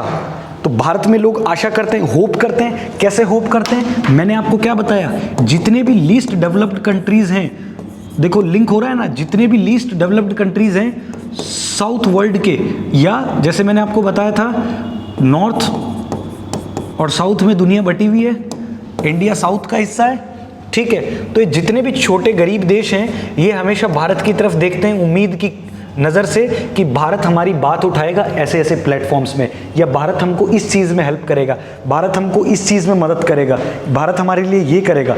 तो ये लोग इंडिया को बहुत ही एक स्ट्रेटेजिक पोजीशन पे रखते हैं, ठीक है। फिर उसके बाद में हम देखते हैं the logo reflects our idea of Vasudhaiva Kutumbakam. ये जो लोटस था वो हमारे एक आइडिया को रिप्रेजेंट करता है। वासुदेव कुटुंबकम का मतलब होता है the world is our family. आपको याद होगा 1893 के आसपास 1893 में हिस्टोरिक शिकागो के अंदर स्पीच दिया था स्वामी विवेकानंद ने। वहाँ उन्होंने कहा था कि हम एक पीस लविंग कंट्री हैं और दुनिया हमें पीस के बारे में या डेमोक्रेसी के बारे में ना सिखाए, क्योंकि हम जो है वासुदेव कुटुंबकम को मानने वाले हैं। पूरी ब्रह्मांड, पूरी दुनिया हमारा परिवार है, हम उस सभ्यता, उस संस्कृति के लोग हैं। फिर उसके बाद में हम देखेंगे the lotus flower symbolise the Puranic heritage of our aastha, belief and the bauddhikta, intellectualism. मतलब जो लोटस का फ्लावर है वो हमारा पुरानिक हेरिटेज, जैसे हमारा जो पुराना जिसे कहते हैं, पुरानी सभ्यता जिसे कहते हैं, ठीक है, आस्था, बिलीफ, बौद्धिकता, इंटेलेक्चुअलिज्म, ये सारी चीज़ें जो जैसे होप हो गया, हेरिटेज हो गया, बिलीफ हो गया, बौद्धिकता, ये हमारे एंशिएंट हिस्ट्री में मतलब ये बताना ये चाह रहा है कि भैया जो लोटस है इसका रिलेशन डायरेक्टली बिलीफ से है, इसका रिलेशन होप से है, इसका रिलेशन इंटेलेक्चुअलिज्म से है। लोटस इतनी सारी चीज़ों को सिंबलाइज करता है, इसलिए हमने G20 में खास करके जानबूझ के इसको रखा गया है ना। अब G20 जो है वो काम कैसे करती है, जैसे मैंने आपको बताया G20 has a no permanent secretariat, इसका कोई परमानेंट सेक्रेटरीट नहीं है। The agenda are coordinated by the representatives of the G20 sherpas known as Sherpas who work together the finance ministry and the governors of the central banks। देखो शेरपाज वैसे तो एक community होती है, ठीक है, जो आगे आगे चलती है, ठीक है। शेरपा एक नेपाल के अंदर एक कम्युनिटी होती है, उसको शेरपा कहते हैं। और यहाँ शेरपा का क्या मतलब होता है, जैसे इंडिया का शेरपा इस मीटिंग में जो है वो अमिताभ कांत है, ठीक है, जो नीति आयोग का जो परमानेंट स्पेशल सेक्रेटरी भी है, ठीक है। तो कहने का मतलब इंडिया की तरफ से जो शेरपा होगा वो अमिताभ कांत होगा। मतलब इंडिया की तरफ से जितनी भी बातचीत होगी, जॉइंट डिस्कशन होंगे, या कौन सी चीज़ कहाँ रखनी है, कौन सी मीटिंग कहाँ होगी, वो सब इनके लीडरशिप के अंडर में होगी। और इनके बाद में नीचे बहुत सारा सबऑर्डिनेट स्टाफ होता है, ठीक है। G20 में मेजर जो रोल होता है वो हमारे मिनिस्टर ऑफ एक्सटर्नल अफेयर्स का रोल होता है, PM का रोल होता है, फाइनेंस मिनिस्टर का होता है, सारे मिनिस्टर्स का तो होता ही होता है। लेकिन जैसे हम एक बात करें ना एक एग्जीक्यूटिव बॉडी की, तो उस एग्जीक्यूटिव बॉडी का जो हेड होता है वो शेरपा होता है। और हमारा जो शेरपा है वो अमिताभ कांत साहब हैं, ठीक है। He is the member of the NITI Aayog, not member, he is the secretary of the NITI Aayog as well, right, the special secretary. The first G20 summit took place in 2008 in Washington DC. In addition to the summit, the Sherpa meeting held in the negotiation building. मैंने आपको बताया शेरपा मदद करता है negotiation करने में, building consensus. Other events are also organized throughout the year. Year presidency invites the guest countries. इस बार कुछ guest countries को भी बुलाया है, ठीक है। तो ये तरीका होता है इनको करने का। अच्छा, इन्वाइटेड इंटरनेशनल ऑर्गेनाइजेशंस। अच्छा, एक चीज़ मैं आपको बता दूं, जैसे ट्रायोकिया क्या होता है, जैसे A कंट्री, एक B कंट्री, एक C कंट्री। जैसे एग्जाम्पल इंडिया को ले लेते हैं। इंडिया इस बार 2023 चल रही है ना, 2022, ये 2024।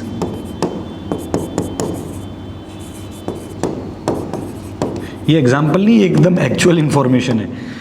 इंडिया से पहले जो G20 की लीडरशिप थी या चेयरमैनशिप थी वो इंडोनेशिया के पास थी, फिर इसके बाद ये इंडिया पे चली गई और इसके बाद ये ब्राज़ील पे आ गई। तो ये ट्रायोकिया पे काम करते हैं, मतलब ये आपस में कोऑर्डिनेट करके रखते हैं कि भैया पहले हमारे यहाँ हो रहा है, अच्छा हमारे यहाँ ये पॉइंट डिस्कशन करना छूट गए, इधर हो जाएंगे, फिर अच्छा ये सब एजेंडा रहेगा, फिर उसके बाद में यहाँ होगा।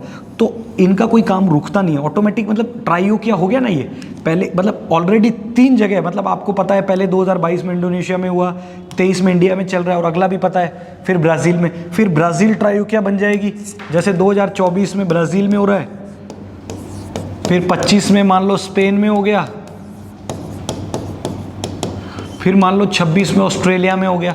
तो इस तरह से ये ट्रायोकिया पे काम करते हैं। परमानेंट इनका कोई सेक्रेटरीट नहीं होता है, इनका एक जो है ट्रायोकिया पे काम करते हैं। दूसरी चीज़, शेरपा इनका हेड होता है जो कि सारी डीलिंग्स को जो है वो सुपर लीड करता है, ठीक है। इंडिया की तरफ से शेरपा अमिताभ कांत है।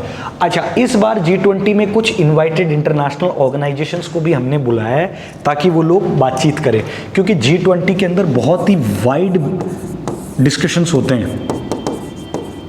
वाइड डिस्कशन मतलब डिटेल्ड डिस्कशन होते हैं, starting from political, economical, environment, society से रिलेटेड, साइंस एंड टेक से रिलेटेड, इंटरनल सिक्योरिटी से रिलेटेड, इन्वायरमेंट से रिलेटेड, मतलब जितने जितने आपके यूपीएससी के सब्जेक्ट्स हैं ना वो सब डिस्कस होते हैं यहाँ पे, सारी चीज़ें डिस्कस होती है, ठीक है। तो ये सारी चीज़ें यहाँ पे डिस्कस होती हैं। फिर उसके बाद में हम देखेंगे कौन कौन सी ऑर्गेनाइजेशंस को इन्होंने बुलाया in addition to the regular international organisation. जैसे भाई यूएन वगैरह तो है ही, IMF, World Bank, WHO, WTO, ILO, FSB, ठीक है। ओईसीडी 1974 में बनी थी ये, ठीक है। पेरिस में इसका हेडक्वार्टर है, ठीक है। The chair of the regional organisation ORDA, NEPAD, ASEAN, India G20 president will be inviting international solar alliance, इसका हेडक्वार्टर गुड़गांव में है। एकमात्र इंडिया में ऐसी ऑर्गेनाइजेशन है इंटरनेशनल जिसका हेडक्वार्टर इंडिया में है। फिर उसके बाद में CDRI है, सेंट्रल डिजास्टर रेजिलियंस इंफ्रास्ट्रक्चर, फिर ADB है, एशिया डेवलपमेंट बैंक। फिर गेस्ट कुछ इंटरनेशनल ऑर्गेनाइजेशंस को गेस्ट बुलाया। India has decided to invite Bangladesh, इस साल बांग्लादेश भी आई है। फिर उसके बाद इजिप्ट भी आया, आपने देखा होगा हाल ही में इजिप्ट में भी प्रधानमंत्री जी गए थे हमारे ऑस्ट्रेलिया के बाद में। मॉरिशस को बुलाया, नेदरलैंड्स को बुलाया, नाइजीरिया को बुलाया, ओमान को मिडिल ईस्ट से बुलाया, सिंगापुर को साउथ ईस्ट एशिया से, इधर यूरोपियन यूनियन से स्पेन को बुलाया, फिर मिडिल ईस्ट से दुबई को बुलाया, और these are the guest countries. तो इस बार अगर क्वेश्चन आए कहीं बीपीएससी में या यूपीएससी में कि क्या बांग्लादेश वॉज इनवाइटेड, तो यस ऑप्शन होगा बांग्लादेश, यस, कहीं गलत करके मत आ जाना।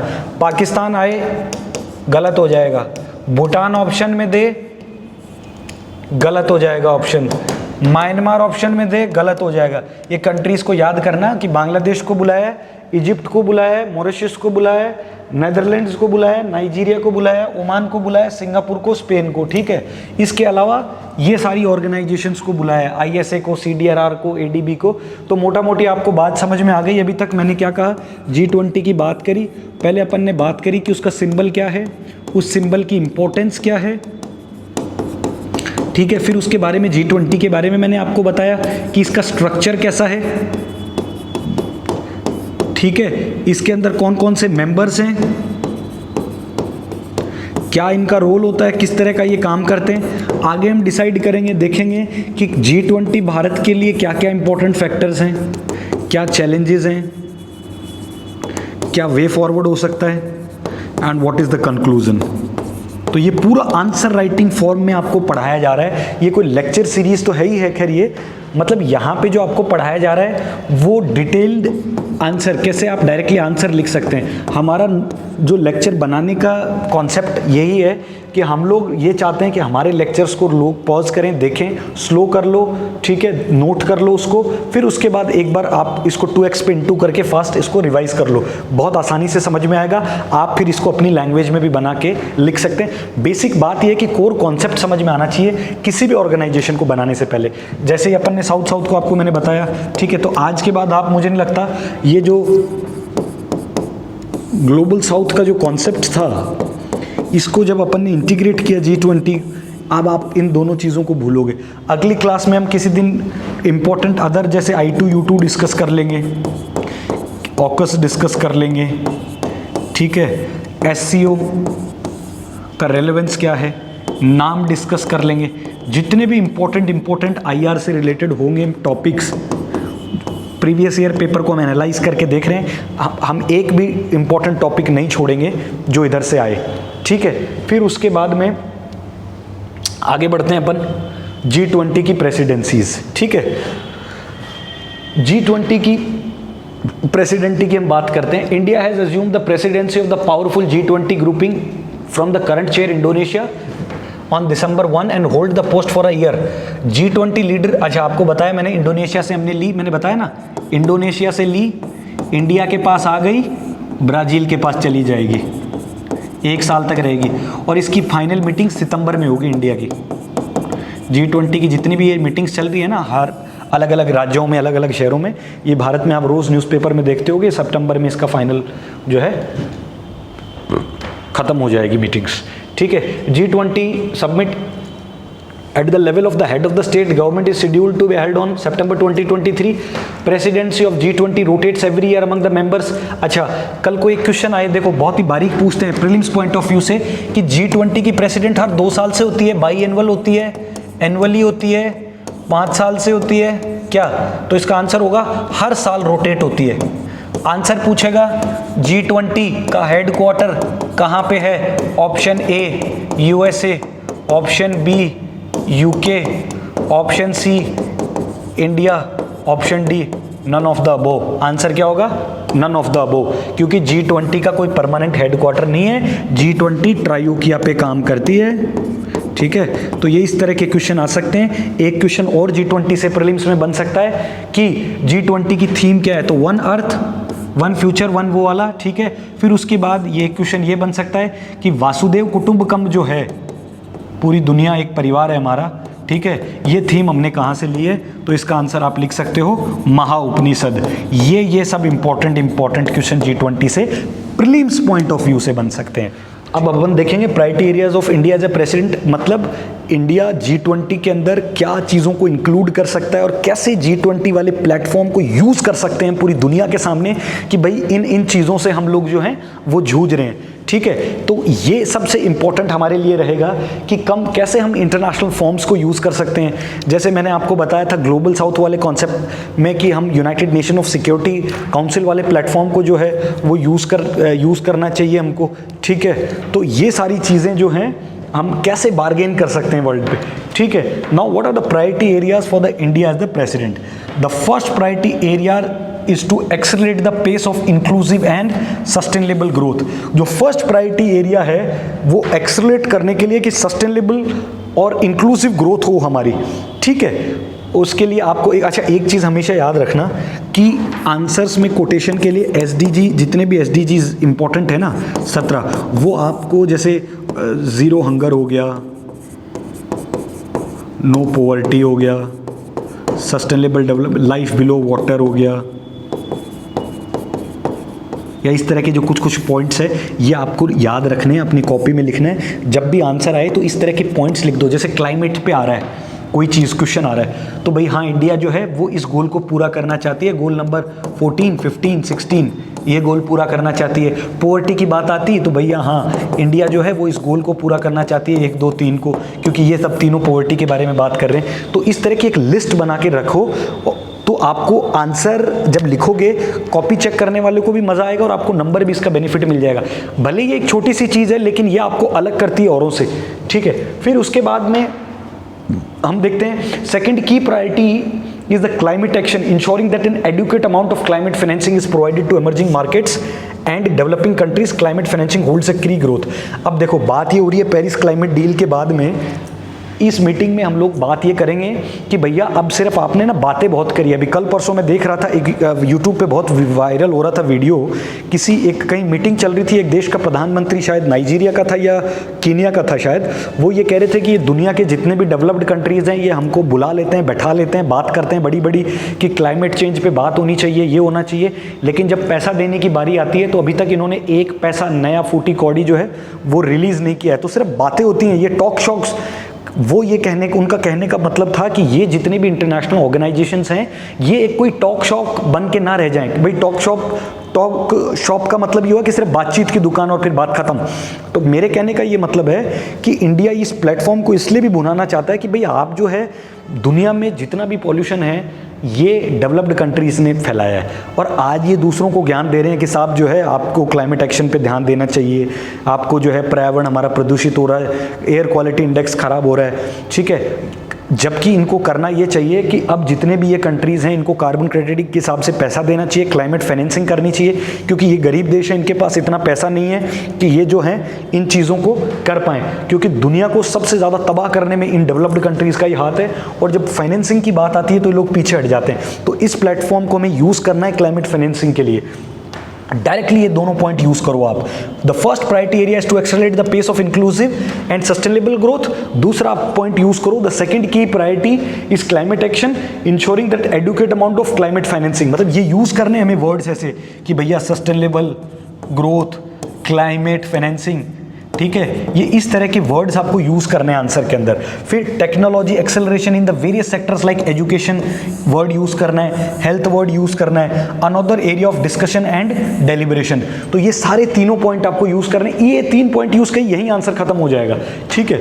तो इतने इंपॉर्टेंट पॉइंट्स मैं आपको बता रहा हूं। फिर उसके बाद accelerating the adoption of sustainable development goal will also remain a key issue during the presidency. SDGs जो है वो भी एक इंपॉर्टेंट की इशू रहेंगे इस मीटिंग के दौरान, ठीक है। फिर it is very crucial for the world to grow and expand the inclusive equitable manner. अच्छा, ये बड़ा इंपॉर्टेंट है कि दुनिया में इनकम इनइक्वालिटी बहुत ज़्यादा है, ऐसे ही दुनिया में इनइक्वालिटी ऑफ नेचुरल रिसोर्सेज का जो डिस्ट्रीब्यूशन है उसमें भी है। तो इसको कैसे इक्वलिटी के प्लेटफॉर्म पे लाएं, ये चीज़ें भी हम यहाँ बातचीत कर सकते हैं।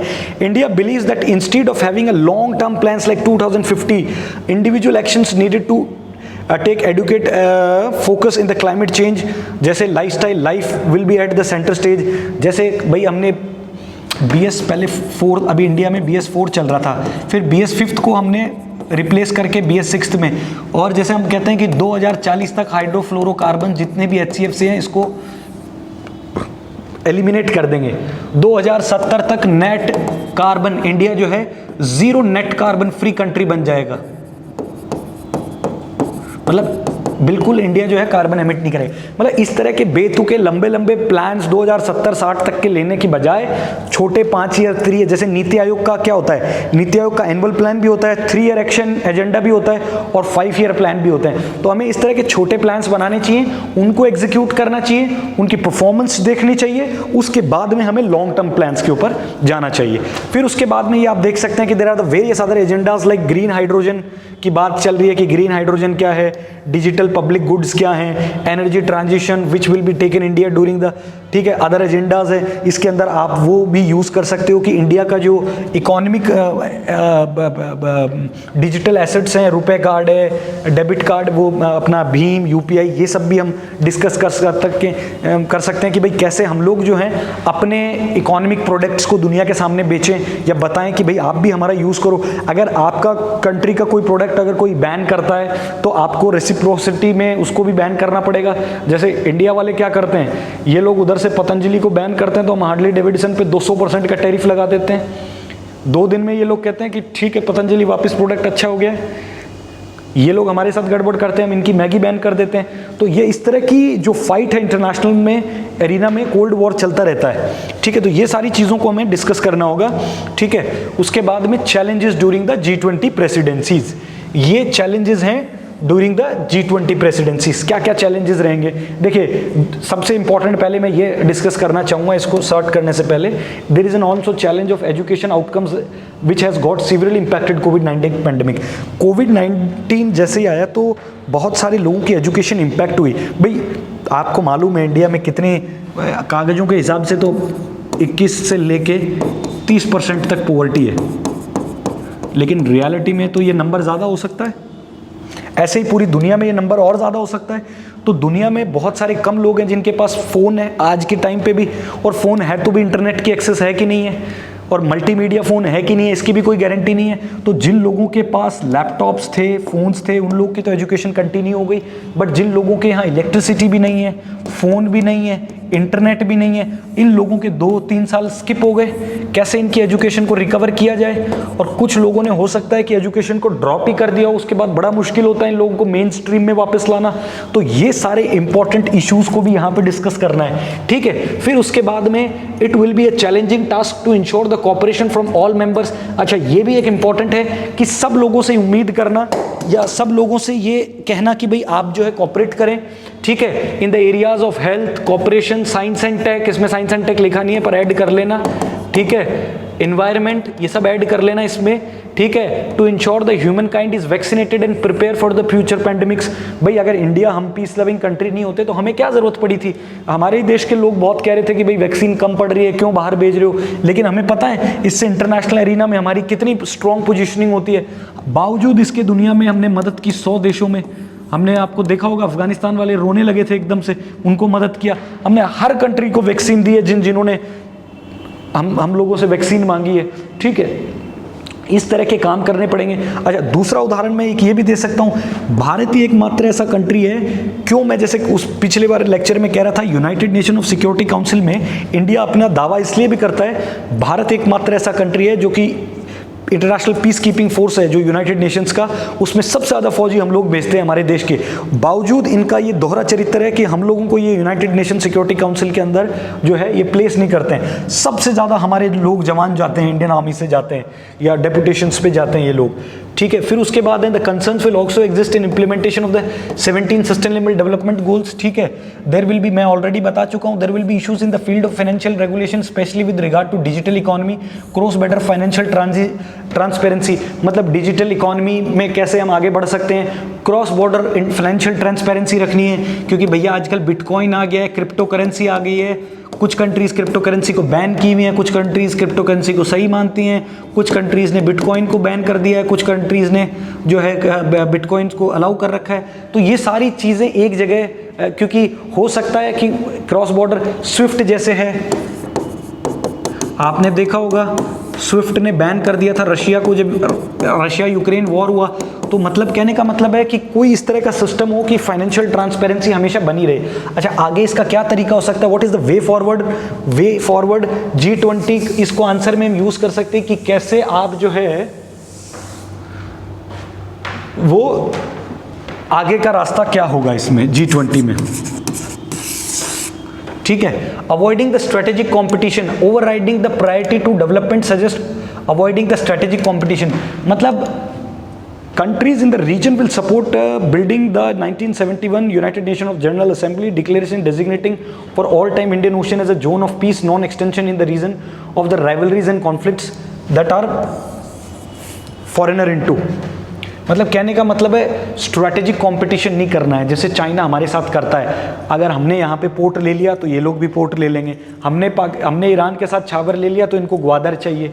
मतलब एक तरह से टिट फॉर टैट वाली ये जो पॉलिसी है ये दुनिया को कहीं लेके नहीं जाएगी। इससे मतलब जो है टेंशन्स बढ़ेंगी दुनिया में, स्ट्रेस बढ़ेगा और उसका रिजल्ट जो है इकोनॉमिक डेवलपमेंट पे आएगा। बेसिकली ये सब चीज़ें इसमें कहना चाह रहा है। और दूसरी खास करके ये बात ये कह रहा है कि इंडियन ओशन के आसपास के एरिया में टेंशन ज़्यादा बढ़ाने की ज़रूरत नहीं है, कॉन्फ्लिक्ट ज़्यादा बढ़ाने की ज़रूरत नहीं है। दूसरी चीज़ है review of the global financial transaction tax.